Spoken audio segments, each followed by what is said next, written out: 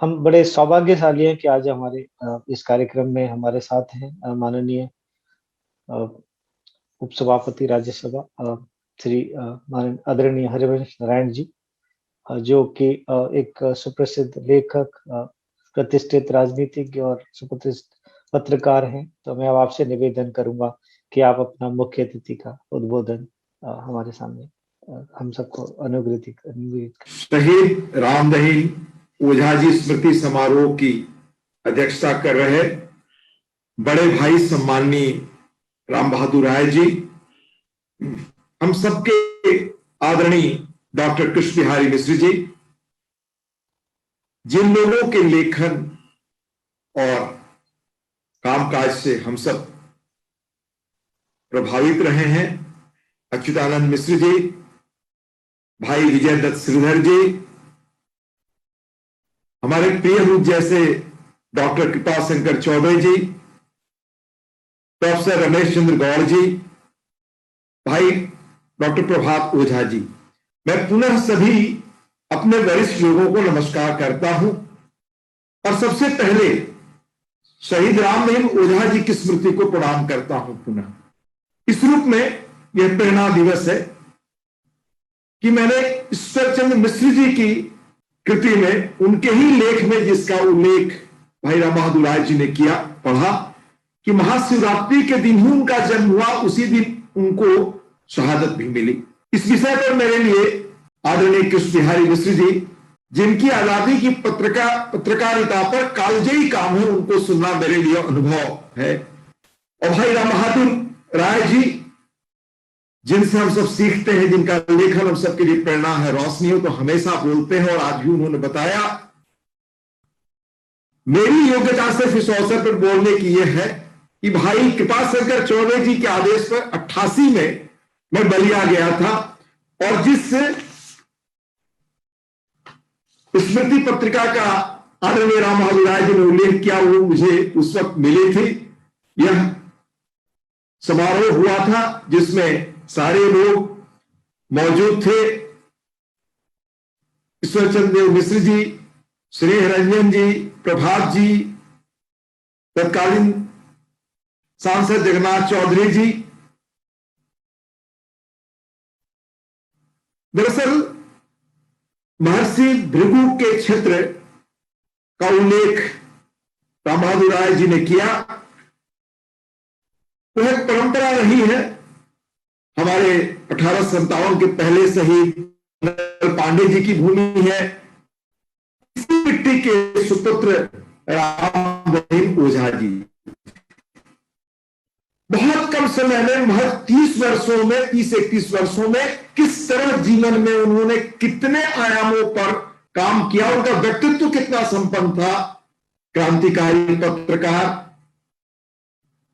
बागी धरती, बलिया के मशहूर स्वतंत्रता सेनानी, कलकत्ता से प्रकाशित मशहूर अखबार विश्वामित्र में काम, युगांतर जैसी पत्रिका, शेखावटी जैसी पत्रिका का संपादन और बलिया समाचार पत्र का भी संपादन। उनके क्रांतिकारी लेखन और कामकाज से अंग्रेज तो परेशान थे ही। 20 साल की उम्र में 1921 में गांधी जी के आह्वान पर जो लोग बलिया से सत्याग्रह में शरीक हुए और जिन्हें गांधी जी ने 7 सप्तर्षियों की संज्ञा दी, उनमें हमारे शहीद रामदहीन ओझा जी थे। और जैसा आपने सुना, प्रभात जी को 1930 के वर्किंग कमेटी में जो वैकल्पिक वर्किंग कमेटी बनी कि इस आंदोलन को आगे बढ़ाने का काम बड़े नेताओं की गिरफ्तारी के बाद जिन पर यह दायित्व होगा, मालवीय जी के साथ, गोविंद वल्लभ पंत जी के साथ, जवाहरलाल जी के साथ, उनमें रामदहीन ओझा जी भी थे। तो इस कम उम्र में यह योग्यता, यह प्रखरता, यह संघर्ष, यह सृजन, यह प्रेरित करता है। संघर्ष के साथ सृजन। और आपने सुना उनकी मृत्यु किन संदिग्ध परिस्थितियों में जहर के कारण और सिविल सर्जन का प्रसंग, वह निश्चित रूप से उसकी जांच होनी चाहिए और तथ्य सामने आना चाहिए। पर एक तरफ यह सृजन का उनका काम था, संघर्ष का काम था, तो सृजन के मोर्चे पर किस तरह से उन्होंने कितना काम किया उसी कम उम्र में। बांसडी जन्मभूमि में अपने गांधी विद्यापीठ की स्थापना, यह गांधी जी की प्रेरणा से, एक तरफ वो तिलक की प्रेरणा से प्रभावित थे, साथ ही गांधी जी से भी। और इस सृजनात्मक प्रयास में उन दिनों उस उम्र में प्राइमरी स्कूल के स्थापन, जिसमें शिक्षा के साथ साथ देश प्रेम, त्याग, बलिदान, यानी कुल मिलाकर चरित्र निर्माण की शिक्षा, और इसके साथ ही जीवन में स्वावलंबी बनने की शिक्षा, यानी शिक्षा की क्या परिकल्पना उस कम उम्र में उस व्यक्ति की रही, उन महान शहीद की हम सोच सकते हैं। दरअसल आज 90 वर्षों बाद हम उनको पुनः याद कर रहे हैं, और ऐसे लोगों के योगदान का असर ही था कि बलिया में 1942 की पृष्ठभूमि तैयार हुई और बलिया को गौरव मिला, जो देश में 3 जिलों को मिला कि अंग्रेजों के राज में वो आजाद हो गए। और पुनः वहां सत्ता स्थापित करने के बाद ब्रिटेन की संसद में बताया गया कि बलिया रिकॉन्कर। तो इसकी जो पृष्ठभूमि, इसकी उर्वर मिट्टी जिस व्यक्ति की शहादत ने बनाई, उसमें सबसे अग्रणी नाम शहीद रामदेव ओझा जी का है। मैं दरअसल उनके न रहने के सिर्फ 11 वर्षों बाद ही 1931 में, 30-31 में, उन्हें 31 में नहीं रहे और 42 में बलिया में वो माहौल बना, तो उस शहादत की नींव पर यह माहौल बना, यह चेतना जगी। साथ ही माननीय चंद्रशेखर जी की जीवनी पर जब मैं काम कर रहा था तो बलिया के स्वभाव और मिजाज के बारे में मुझे एक अनजाना तथ्य मिला। एक किताब म्यूजिंग्स करके एक लखनऊ के बड़े पत्रकार ने कंपाइल किया, उसमें यह प्रसंग है कि 1942 में यह स्थिति बन गई कि ब्रिटेन से एक जो बिल्कुल युवा आईसीएस ऑफिसर आए, उनको लखनऊ से वहां पोस्ट किया गया इस हालात को नियंत्रित करें। जब 42 में यह माहौल बना तो वह चुपचाप घर में सिमट गए, बंगले से बाहर नहीं निकलते थे। जब कोई बलिया से सूचना नहीं मिलती तो उन्हें बाद में बहुत आदेश देकर बुलाया गया, वो लखनऊ आए। होम सेक्रेटरी से जब उनकी बात हो रही थी तो होम सेक्रेटरी ने कहा, बहुत कुछ फटकारा सुनाया उनको। उन दिनों तार पर तार दिए जा रहा था, उन दिनों तार ही माध्यम था। तो अंत में उस युवा अधिकारी ने कहा कि आप मुझे इससे वर्ष क्या कर सकते हैं कि आपने बलिया में पोस्ट कर दिया है। यानी वो धरती जो उनके नियंत्रण से बाहर जा चुकी थी।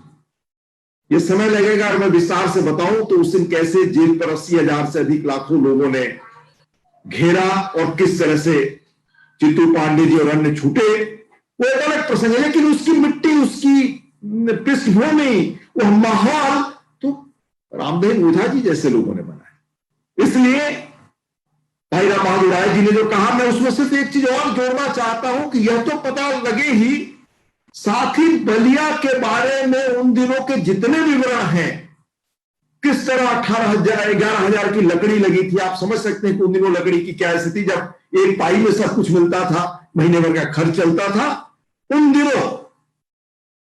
उसके बाद कैसे पेड़ों पर लोग लटकाए गए, इसके वर्णन बहुत सारे हैं जो ब्रिटेन में मशहूर, ब्रिटेन की लाइब्रेरी में कहते हैं उसमें है, बाकी जगहों पर। तो उनका पूरा शोध होना चाहिए इस अवसर पर, जब 1942 के 80 वर्ष होने वाले हैं, कि क्या शहादत रही है, कैसे लोग पेड़ों पर गांवों में लटकाए गए, मारे गए। और ये सारी पृष्ठभूमि, यानी जो माहौल बना चित्तू पांडे जी के 42 में बलिया का प्रशासन तक, यह काम तो, यह भूमि तो हमारे किशोर उम्र से रामदेव ओझा जी और उनके साथियों ने बनाई। मैं कई बार सोचता हूं आज की तारीख में कि जब बलिया के वो हालात थे पुराने, हम सब लोग उस इलाके में लगभग 67 के आसपास प्राइमरी स्कूल और उसमें पढ़ना शुरू किया, थोड़ी चेतना आई, तब बड़ा अकाल देश में पड़ा था और जयप्रकाश जी बहुत सक्रिय थे। बिहार रिलीफ कमेटी चलती थी, उससे लोगों को राहत पहुंचाया जाता था।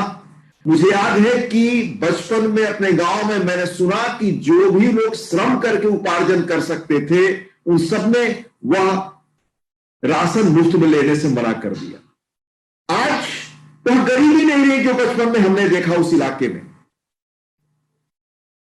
तो कैसे बलिया वो मानस बने सृजन का, जो कल्पना, जो सपना संघर्ष के साथ साथ रामदहीन ओझा जी ने उस वक्त शुरू किया था, जो संस्थाएं उन्होंने बनाई थी उस जमाने में, उसका मैं पुनः उल्लेख करना चाहूंगा कि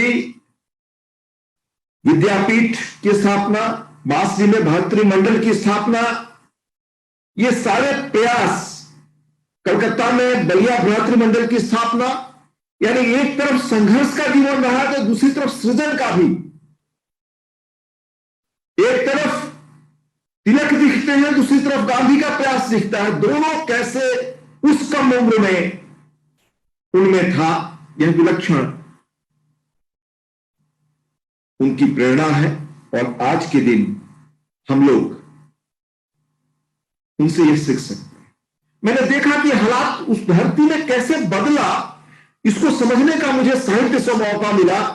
और आदरणीय कृष्ण बिहारी जी, जिनसे तब मेरा मिला नहीं था, मैं बंबई में काम करता था धार्मिक में, तो मुझे बहरा का जंगल समझने को मिला कि उन गांवों में क्या ताकत थी जिनसे रामदहीन ओझा जी लोग उस उम्र में निकले।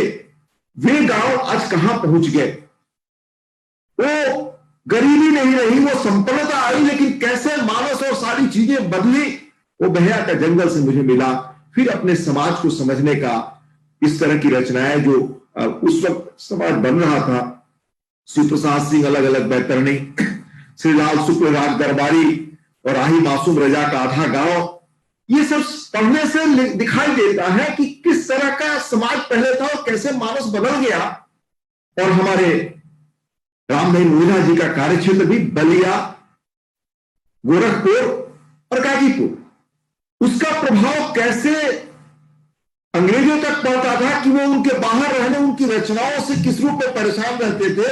उनकी 2 रचनाओं, कविताओं के बारे में हमने सुना, लालजी की याद में और फिरंगिया, जिस पर अंग्रेजों ने पाबंदी लगा दी थी, उसका भी उल्लेख पत्रिका में है, ईश्वरचंद मिश्र जी के लेख में।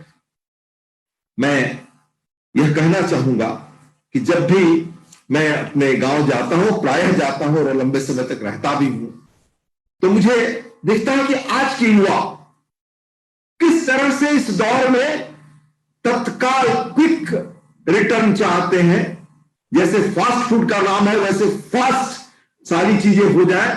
अगर उनके बीच हम ऐसे लोगों का, ऐसी शहादत का बार बार जिक्र और उल्लेख ले जाएंगे तो शायद एक नया रास्ता पुनः बलिया को मिलेगा। बलिया तो मेरे लिए अगर आप कहें तो शहीद रामदहीन ओझा जी हैं ही, मंगल पांडे जी हैं ही, चित्तू पांडे जी हैं, लेकिन साथ ही जयप्रकाश जी हैं, हजारी प्रसाद द्विवेदी जी हैं, परशुराम चतुर्वेदी जी हैं, हमारे बैठे आदरणीय कृष्ण बिहारी मिश्र जी हैं, जो और दीर्घजीवी हुए और हम लोगों को इसी तरह प्रेरित करते रहे, जनेश्वर मिश्र जी हैं, हमारे केदार जी हैं, दूधनाथ सिंह जी और अनेक लोग हैं, और कृपा जी तो अभी है ही। तो निश्चित रूप से हमें आज यह मिलकर प्रयास करना चाहिए कि सिर्फ हम एक स्मृति दिवस ही न मनाएं, बल्कि ऐसे लोगों की प्रेरणा में कुछ ऐसा हो कि बलिया की नई पीढ़ी और देश की नई पीढ़ी जाने कि क्या वजह थी कि ये जिले किस रूप में गुलाम भारत में भी आजाद हुए और रामदहीन ओझा जी जैसे लोग कैसे हुए कम उम्र में, जिनकी शहादत मिसाल बनी। मैं निर्धारित समय में अपनी बात खत्म करना चाहूंगा। मुझे आपने जोड़ने का, साथ रहने का, सुनने का मौका दिया। मैं बहुत पुनः सबका आभार व्यक्त करना चाहूंगा। बहुत बहुत धन्यवाद।